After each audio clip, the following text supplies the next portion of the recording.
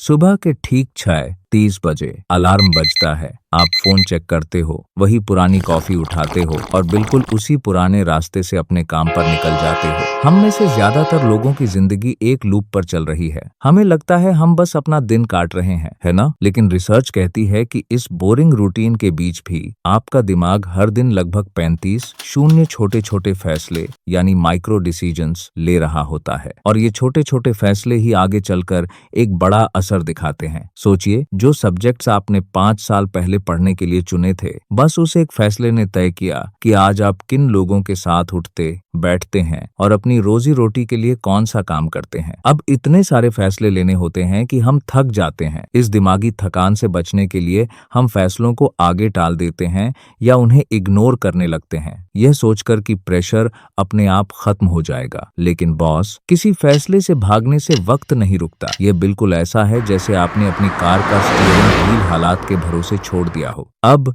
जहां किस्मत ले जाए, हम फैसले लेने में इतना आलस क्यों करते हैं? इसको समझने के लिए साल 2000 में कोलंबिया यूनिवर्सिटी की प्रोफेसर शीना अयंगर ने एक रिसर्च की। उन्होंने एक सुपरमार्केट में 2 टेबल्स लगाए। एक टेबल पर 24 अलग अलग तरह के जैम रखे थे और दूसरे पर सिर्फ 6। जहां ज्यादातर वैरायटीज थीं, वहां भीड़ तो बहुत आई, पर सेल्स 0। सिर्फ 3% लोगों ने खरीदा। जबकि जहां सिर्फ 6 ऑप्शंस थे, वहां सेल 10 गुना ज्यादा हुई। इसका मतलब ज्यादा ऑप्शंस दिमाग को जाम कर देते हैं। अब इस बीमारी से बचने के 3 तरीके हैं। पहला उनके लिए जो है दी ऑप्टिमाइजर, जो रिसर्च में ही डूबे रहते हैं और बेस्ट ऑप्शन ढूंढते रहते हैं। इनके लिए सॉल्यूशन है 70% स्ट्रेटेजी। जैसे ही आपको लगे कि कोई ऑप्शन 70% तक परफेक्ट है, तुरंत एक्शन ले लो। परफेक्ट के चक्कर में बैठो मत। दूसरे होते हैं द प्रोक्रेस्टिनेटर, जो डर की वजह से फैसला नहीं लेते, क्योंकि उनका दिमाग उनके डर को ही सच मान लेता है। इसका तोड़ है आउटसाइडर्स लेंस। सोचिए, अगर आपका कोई भाई या दोस्त इस सिचुएशन में होता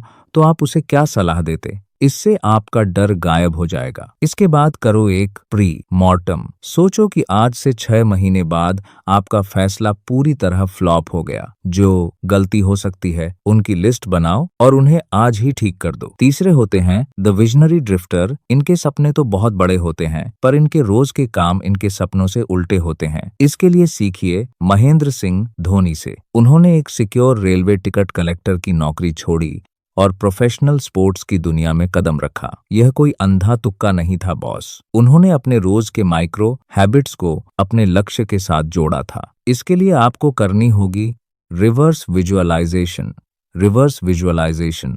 पहले 5 साल बाद का गोल सोचो, फिर पीछे आते आते हर साल का प्लान बनाओ और फिर सोचो कि आज सुबह आपका पहला कदम क्या होगा। सच तो यह है दोस्तों, आपकी आज की छोटी छोटी आदतें ही आपको कल कामयाब होने से रोक रही हैं। तो बात बिल्कुल साफ है, हर बड़े फैसले के लिए एक कुर्बानी देनी पड़ती है।